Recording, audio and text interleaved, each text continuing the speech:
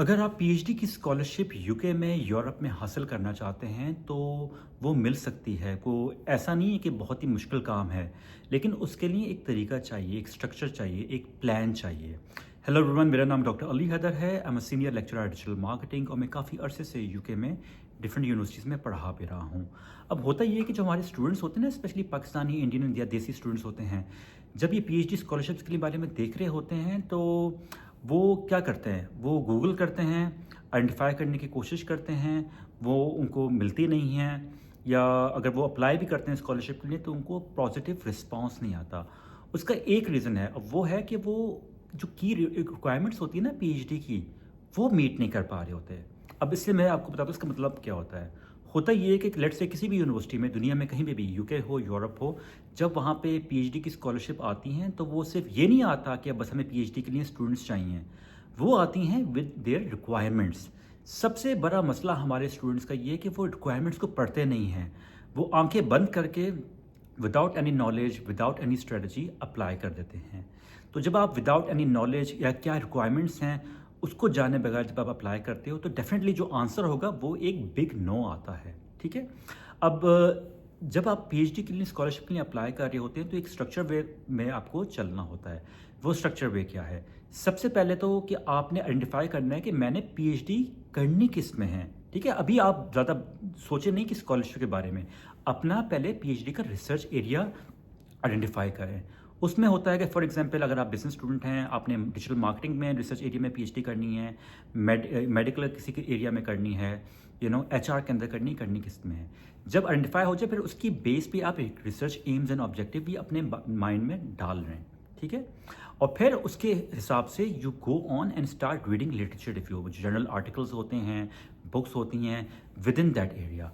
अब साथ साथ जब आप ये काम कर रहे हैं ना, and your objective should be कि जो मैं रिसर्च एरिया में जाना चाहता हूँ, जिसमें मेरा इंटरेस्ट है, उसमें फिर मैं देखूँ कि कोई स्कॉलरशिप एरिया में आ रही है या नहीं। फॉर एग्जाम्पल अगर आप डिजिटल मार्केटिंग के अंदर रिसर्च करना चाहते हो, पीएचडी करना चाहते हो, तो आप देखो कि स्कॉलरशिप जो है पीएचडी की डिजिटल मार्केटिंग में आ रही है नहीं। अब उसमें क्या होगा, आपको जब आप गूगल करोगे, 3-4 कोई ना कोई आपको पीएचडी की स्कॉलरशिप कहीं ना कहीं से नज़र आ जाएगी।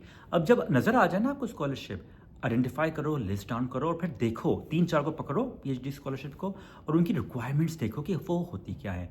मेनली ज़्यादातर ये होता है कि जो रिक्वायरमेंट्स होती हैं वो होती हैं एक अच्छा सा पीएचडी प्रपोजल वो कहते हैं बनाएं, बेस्ड ऑन द रिक्वायरमेंट, जो रिसर्च इंटरेस्ट जो प्रोफेसर के होते हैं, जो पीएचडी लेके आ रहा है स्कॉलरशिप। ठीक है। तो फॉर एग्जांपल अगर एक स्कॉलरशिप आती है, वो है डिजिटल मार्केटिंग और मेनली डिजिटल एनालिटिक्स के अंदर, मार्केटिंग एनालिटिक्स के अंदर है वो ना।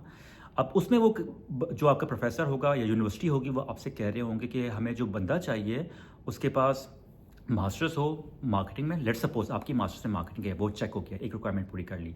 सेकंड रिक्वायरमेंट है कि जो रिसर्च एरिया उन्होंने दिया है उसके हिसाब से उनको एक अच्छा स्ट्रॉन्ग किस्म का आपके हाथों से लिखा हुआ पीएचडी का प्रपोजल भी चाहिए।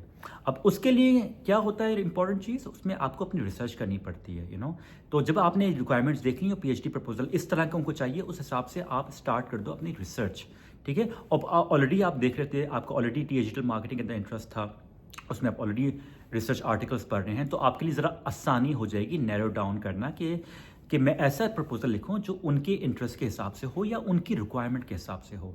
अब जब आप ये कर लें ना, एक प्रपोजल बना लें, उसके बाद जो आप ईमेल करें उसी प्रोफेसर को विद दैट पर्टिकुलर प्रपोजल। और एक और टिप मैं आपको देता हूँ यहाँ पे, मेक श्योर करें कि आप उस बंदे को, जिस प्रोफेसर ने पीएचडी की स्कॉलरशिप निकाली है, उसके रिसर्च आर्टिकल्स पढ़ें और उन्हीं को as a reference, as in text citations use करें। इससे क्या फ़ायदा होता है, जब प्रोफेसर देखेगा ना आपका काम प्रपोजल है, आप ईमेल जब उसको करोगे तो वो देखेगा यार इस बंदे ने आपसे प्रपोजल खुद से लिखा है, रिसर्च भी की है, साथ साथ मुझे भी कोट किया है, मेरा काम भी इसने देखा है, तो ऑटोमेटिकली उसका एक पॉजिटिव बायस आपके साथ आ जाएगा।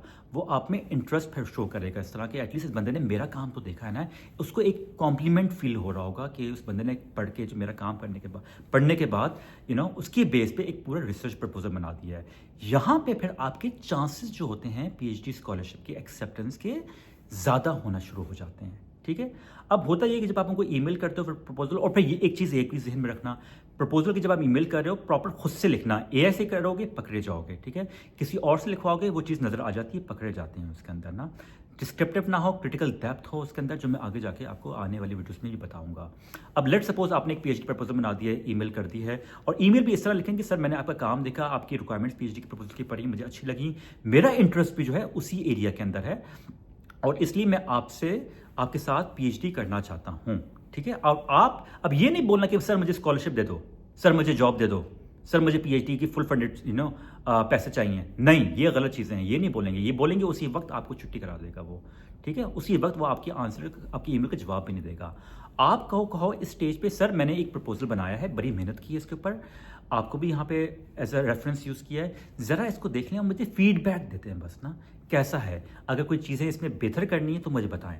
ठीक है, यहां पे आप इनडायरेक्टली अपने आप को सेल कर रहे हो। ऑफ कोर्स आपको पीएचडी की स्कॉलरशिप चाहिए, ऑफ कोर्स एडमिशन चाहिए, इस स्टेज पे आप बात नहीं करोगे, अभी सिर्फ कह रहे हो कि सर मैंने काम करा है, अब मुझे आप उस पर गाइडेंस दें, फीडबैक दें मुझे ना। फिर क्या होगा, there is a high possibility कि अगर आप इस तरह करेंगे वो आपको फीडबैक देगा। उसका ईमेल का जवाब अगर 1 हफ्ते के बाद नहीं आएगा, 2-3 हफ्ते के बाद अमूमन ऑन एवरेज आ जाता है।